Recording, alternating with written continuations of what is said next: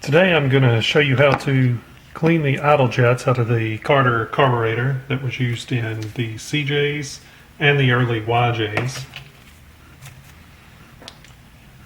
If you're having a rough idle, usually at red lights or stop signs, you'll think that you're about to stall out or it's just real rough. Sometimes it'll get worse as time goes on. Other times it'll just kind of show up within a few miles. I've ran these Carter carbs on Jeeps for years, on different Jeeps. I've had some that ran great for years, never gave any problems.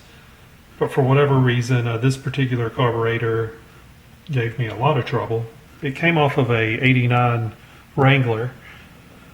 I'm guessing the problems were probably due to trash in the gas tank that kept clogging these jets. I would pull them out every few weeks and clean them out and keep going. I finally ended up changing the carburetor out and the problem went away. The first step you'll want to do is remove this air filter element piece, and it just spreads apart. I had already pulled it off, so just pull that apart, set it to the side. Next thing you'll want to do is remove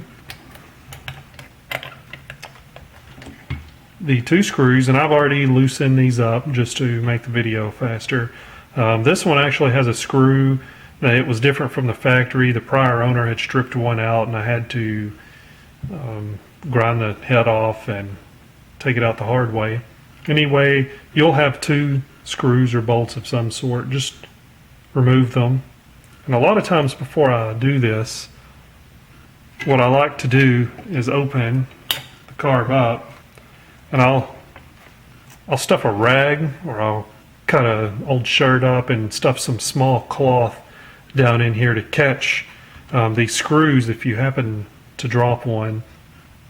If you do drop one and you're not able to get it out and it goes down in your intake and gets sucked down into the piston, you could have a really bad day, and this very simple job of cleaning these idle jets turn out to much more. Next thing you want to do, and mine's loose, the prior owner, instead of using a C-clip here, use this odd little fastener. It's really a pain to get on and off, so I'd already pulled it off. But you'll want to remove this, and you also have a screw here. And this is so you can remove the bar here in order to get your Venturi cluster out. All of this can be done while the carb's on the Jeep.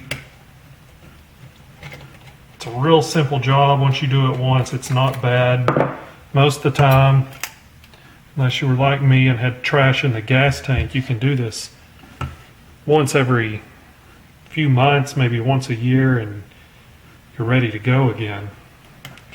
So once these are removed, the bar slides right out.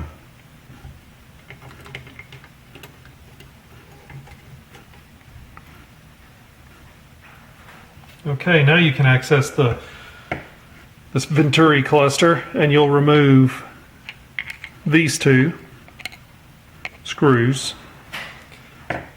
And when you remove these, be real careful, because there is a metal check ball. It's about the size of a BB. If it's been sitting, gas can kind of turn into a varnish and cause it to stick, and when you pull it out, it'll fall down into the intake through the carburetor. You don't want that. And what I usually like to do is just loosen these, kind of leave them in place, have them all the way unscrewed. So they're just sitting there, and then you can pull the cluster straight out.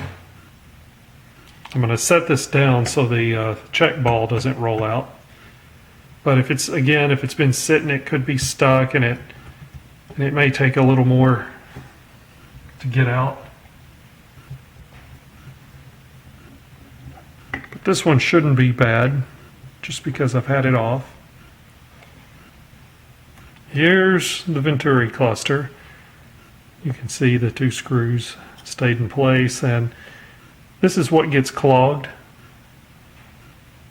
I don't think this camera is set on auto zoom right now, but it's just two little idle tubes, and what I've done is I found a very small gauge copper wire that fits in there almost perfect, and I'll run it in and out a few times, and then I like to drop this down in carb cleaner, let it sit, run it in a few more times. Then I usually go through and spray all the jets out with carb cleaner while I have it out. And that usually does the job, and always be careful when you're spraying these jets with carb cleaner, because sometimes it will blow back to your face. I want to show you this check ball so you'll know what to watch out for. Let's see if I can't balance this. The check ball is here, the shiny part. You don't want that to fall down into the carburetor, and you also don't want it to fall in any of these other holes, because if it does, it'll get jammed in there, and more than likely you'll have to remove the carburetor at that point. And it turns a simple job into a hard one. And if it's an older carb, when you start pulling these apart, you can ruin the gaskets. This one, when I bought the Jeep, it was remanufactured probably 2 years before I got it, but the gaskets are still good and they're reusable. I've pulled it off several times, haven't had any problems. But if you have to disassemble the whole thing, then you're probably going to be stuck buying a complete kit for it. So reassembly goes the same as it came apart. It's very simple. If you have any questions, please comment.